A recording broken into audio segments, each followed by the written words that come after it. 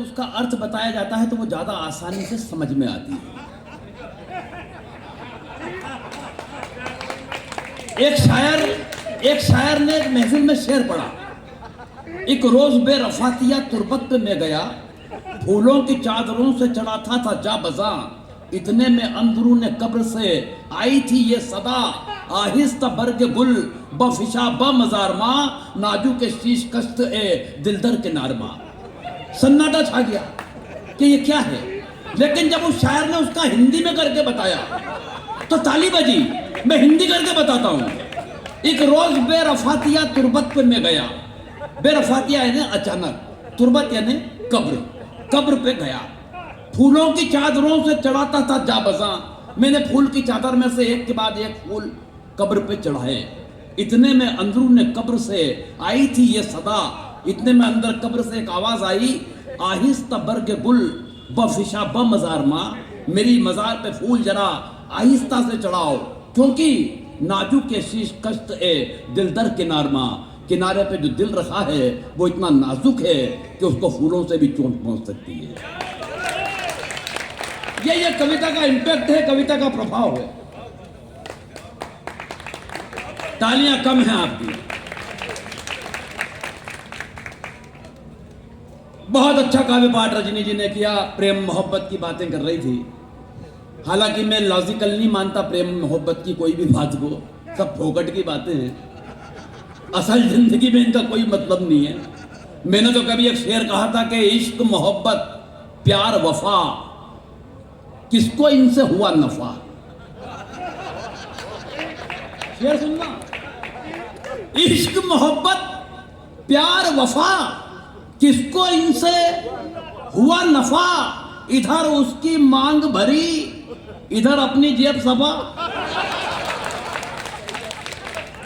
सच बता रहा, मेरे को तो भगवान की कसम वो दिन याद आता है जब 7 फेरे चल रहे थे और पंडित जी ने कहा ये सिंदूर की डिब्बी उठाओ, इसमें से थोड़ी सी एक चुटकी रंग लो और इसकी मांग भरो। मैंने साहब जब वो दृश्य कल्पना में आता है मेरे को 30 साल 26 साल पहले का, तो सिहर जाता हूं। मुझे ऐसा लगता है कि वो मांग नहीं थी, वो नक्सलियों की एक सुरंग थी।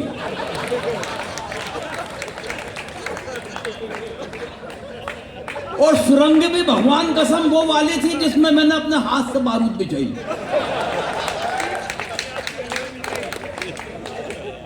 और बारूद भी ऐसी बिछाई कि उसकी मांग के धमाके रोजाना कोई न कोई नई मांग बनकर मेरे कानों में गूंजते हैं साहब।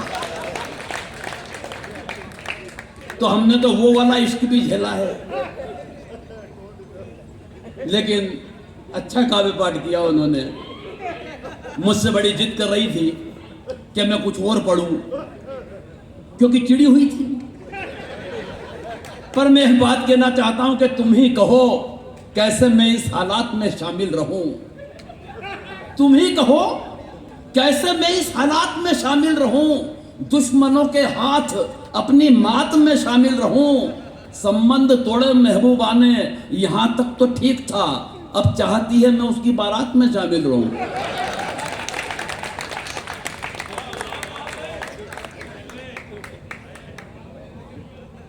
वो बेचारी लाजवाब होके बैठी है।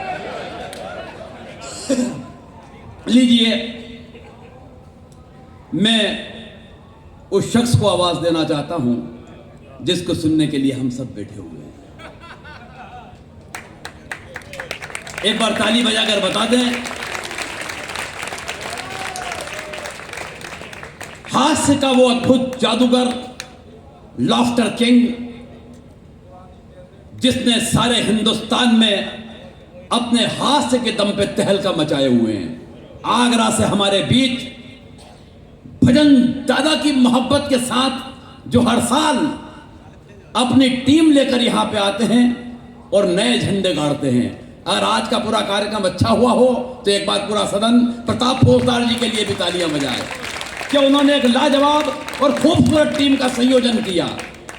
मैं 4 पंक्तियां पढ़ूंगा, सिर्फ 4 पंक्तियां, और 4 चौथी पंक्ति के बाद पीछे तक के लोगों आपकी जवाबदारी है कि आप कैसे प्रताप भाई को आवाज देते हैं।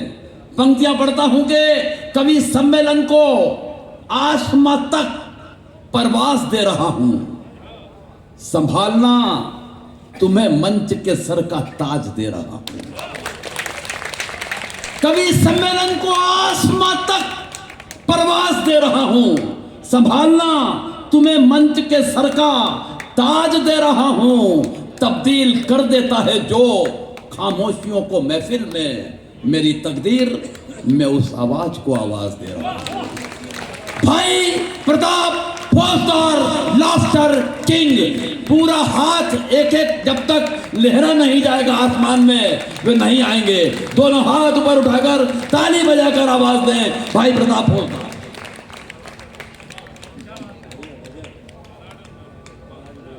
अरे इसे तो साइज का कर जा।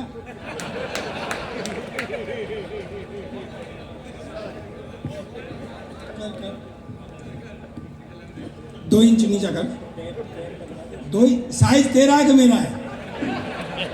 करना तू नीचा कर, ज्यादा हो गया। 1 सूत ऊपर कर, 1.5 सूत नीचे कर दे। चल यहीं कस के निकल जा।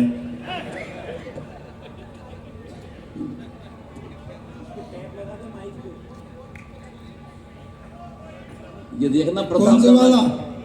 ये टेप बेटा माइक पे लगाना।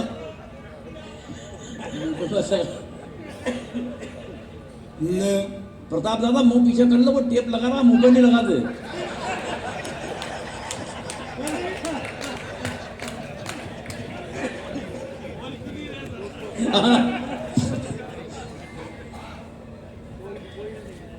लोग समझेंगे ये वैसे सही कह रहा है ये, पर मुझे लगता है ये कांग्रेसी नहीं है। कांग्रेसी सरदार के मुंह पे टेप लगा देते।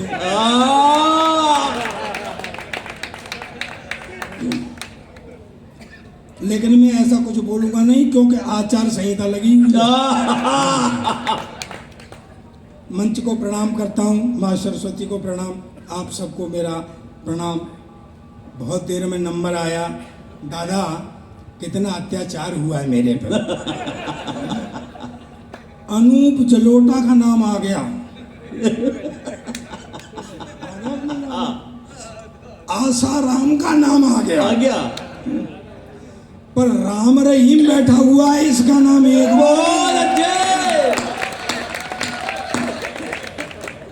और ऐसा नहीं कि राम रहीम अकेला बैठा हुआ है, हनी प्रीत भी बैठी हुई है। ये मेरे ऊपर अत्याचार नहीं है तो आप बताओ क्या है? हैं? वाकई अत्याचार है। और सबसे ज्यादा अत्याचार ये दुबे कर रहा है मेरे पर। केशव दुबे, सही कह रहा हूं सर, जब से मैं आया हूं मुझे डरा रखा है इसने। तू हर साल आता है, तू क्या कहेगा अब की? मैं दादा को बता दूंगा। मतलब मुझे धमका रहा है, धमका। मुझे इस बात पे एक बात याद आई, हकीकत बता रहा हूं मैं।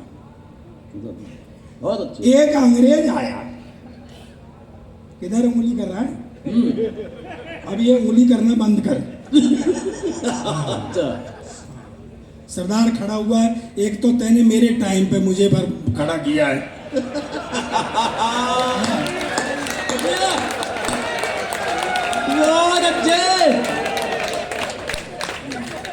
मैं जब से पैर पीट रहा हूँ बहुत देर से, फिर भी अगले ने वो बजा ही लिए, दिन बजने थे। तो मैं अपनी मर्जी से बैठूंगा, अब मेरी कोई जिम्मेदारी नहीं रही, मेरा टाइम निकल गया। निकल गया। और भैया ये रह गए, नेता बैठे हों तो मैं साष्टांग दंडवत करता हूँ, और पुलिस वालों के तो मैं चरण छूता हूँ। नहीं, ये बात मैं हर बार बताता हूँ, पुलिस वालों के चरण में कोई डर के थोड़ी छू रहा हूँ। मैं तो इनके चरण इसलिए छूता हूँ कि इनके चरण इनके आचरणों से ज्यादा अच्छे हैं।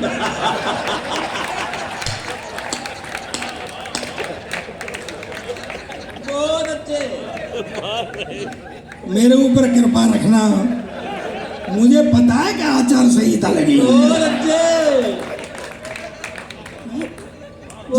इनका। तो मैं वो बता रहा था केशव दुबे ने मेरा जीना हराम कर दिया जब से मैं आया हूँ। ये कारण मैंने सोचा गुरु ये कुछ न कुछ पंगा करके रखेगा। मुझे वो एक बात याद आई कि एक अंग्रेज आया दिल्ली में,